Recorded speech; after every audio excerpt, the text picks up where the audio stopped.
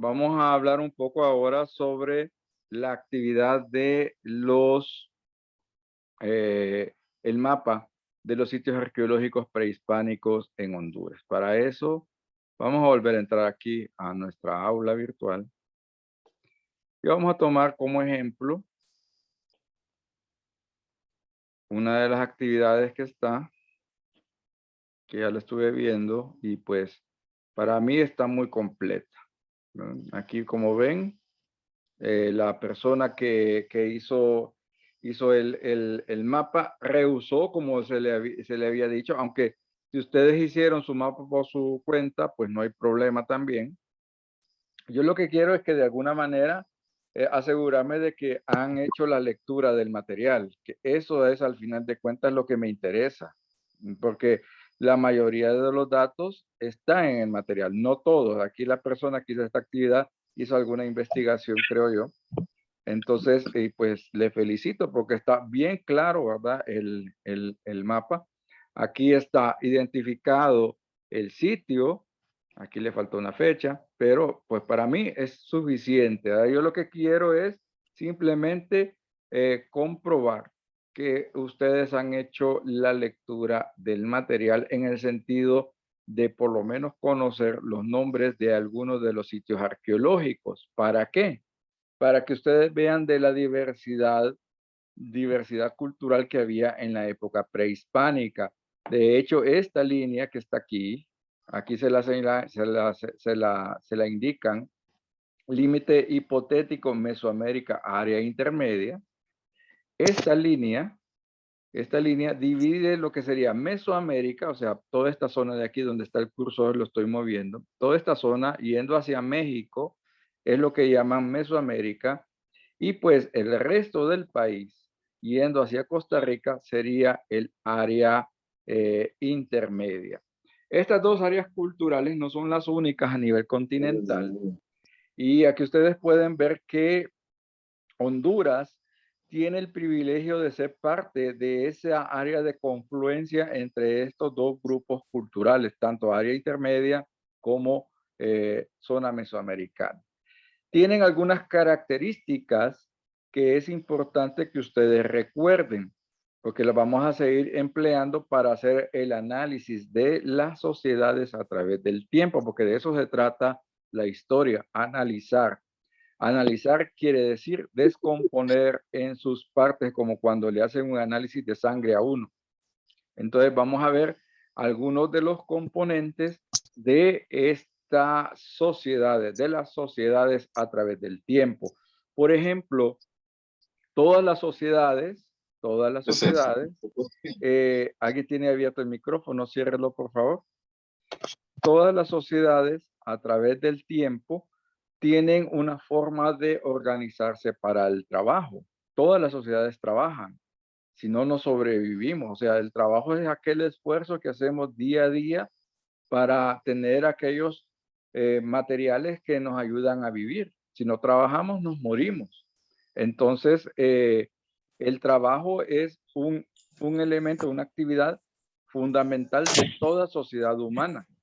Y pues entonces tiene Por abierto la alguien cena el viene, porque micrófono, por por otra cosa no favor. creo. Vamos a dejar de compartir para ver aquí. Creo que hay alguien que tiene abierto el micrófono. Vamos aquí. Bueno. Entonces vamos a seguir.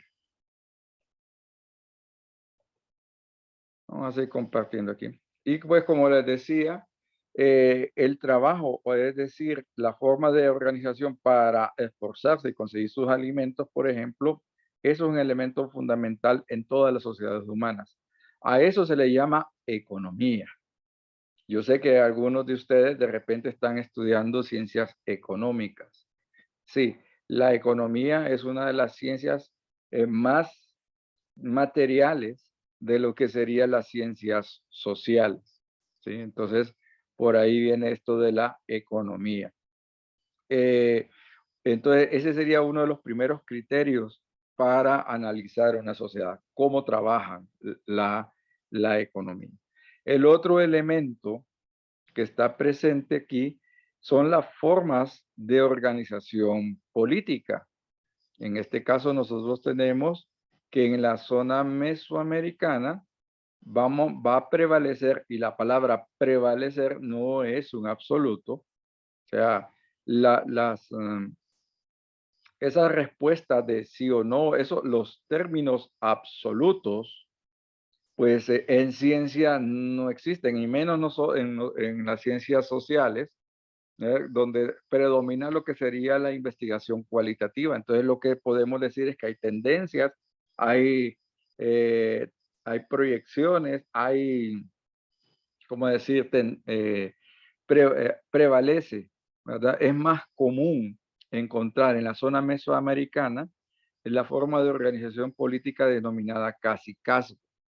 Y pues tenemos también un ejemplo de lo que sería una ciudad-estado, que sería el caso de Copán. La ciudad de Copán es una ciudad-estado que pues aquellos que son bachilleres se acordarán de su clase de Historia Universal cuando les hablaron de las ciudades-estado de Grecia, la Grecia antigua, la Grecia clásica, donde por ejemplo estaba Esparta y Atenas, y cada una de ellas era una ciudad, tenía su propio gobernante, y pues también entre ellas se reconocían unos a otros como griegos todos.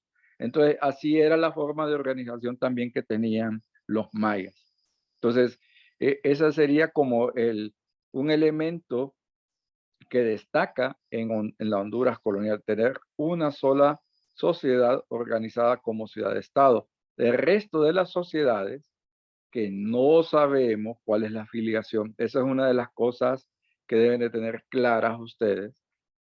No sabemos la afiliación cultural de ninguno de los sitios arqueológicos que están aquí viendo en pantalla. No hay cómo saber.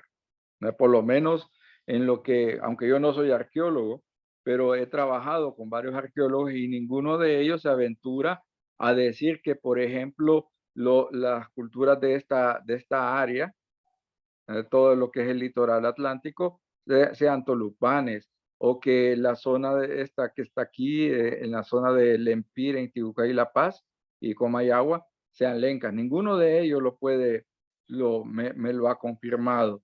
Entonces, tampoco lo ha negado, pero no hay manera porque la investigación todavía no se ha desarrollado de manera sistemática y no ha llegado a un punto como para poder establecer una afiliación étnica de un sitio arqueológico, a menos que sea los sitios mayas, ¿verdad? Que Copán, pues ya se sabe que sí es un sitio maya, y pues aquí es la zona del puente, también se sabe que era otro sitio importante de los mayas. Del resto del país todavía hace falta investigación para eso.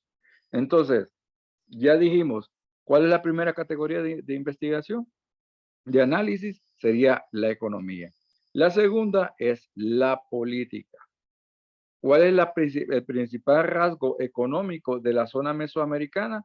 Pues sería el cultivo del maíz. Esa va a ser una constante, ¿no? en esta área.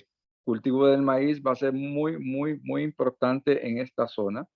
Y pues el cultivo del maíz va a ser complementado con la cacería todavía. O sea, no hay animales domésticos, todavía no era necesario, incluso para el momento más cercano del contacto, no era necesario que estas sociedades se dedicaran a domesticar animales. Lo que sí tenían domesticado eran plantas como la del maíz o el cacao. Entonces, y pues en contraposición en el área, ¿cómo les dije que se llamaba esta área? ¿Cómo se llama esta área? Intermedio. Intermedia, muy Intermedio. bien. En el área intermedia, desde el punto de vista económico, lo que vamos a tener acá es que el cultivo fundamental es la yuca, la papa, todo esto que llamamos tubérculos o raíces comestibles. Entonces, en esta zona, esa va a ser una de las constantes. Entonces, ahí ven ustedes la diferenciación. Maíz en Mesoamérica, tubérculos en el área intermedia. Otra diferencia es que si en Mesoamérica el cultivo era fundamental para la alimentación, y se complementaba con con la cacería. En el área intermedia, lo fundamental va a ser la pesca y la caza, y se va a complementar con el cultivo, o sea que es una relación inversa, ¿sí? Sin embargo, en todas estas zonas hay plantas domesticadas y se dedican a la cacería, nada más que con énfasis diferenciado.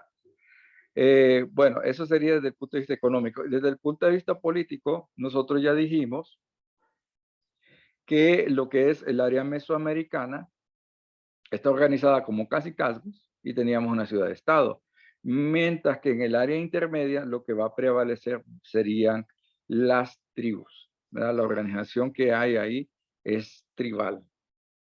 La diferencia entre cacicazgos y tribu es más que todo en cuanto a la complejidad para definir quién es el sucesor. No me voy a meter en eso, pero eso les puede servir por si acaso tienen curiosidad y profundizar por su propia cuenta.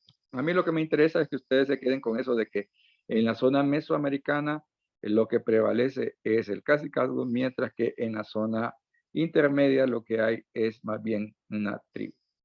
Y pues hasta ahora hemos visto dos categorías, que es la economía y la política, y veríamos la última, que es la ideología. ¿De qué se trata la ideología?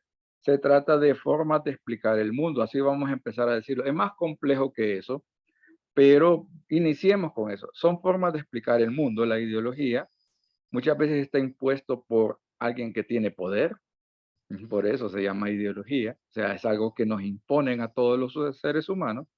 Eh, y pues aquí tenemos nosotros un elemento que es común tanto a zona mesoamericana como a zona intermedia, que es la ideología que es fundamentada en el politeísmo.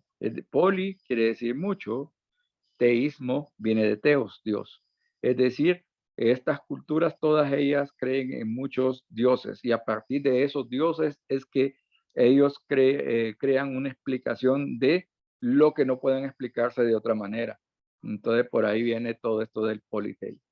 Y bueno, entonces, estas serían las diferencias y las similitudes entre estas dos áreas culturales de la época prehispánica. Es importante que ustedes recuerden esta división, porque vamos a ir viendo a través de la clase cómo esta división va a ir evolucionando con el paso del tiempo, porque ya nos estamos acercando a la época colonial.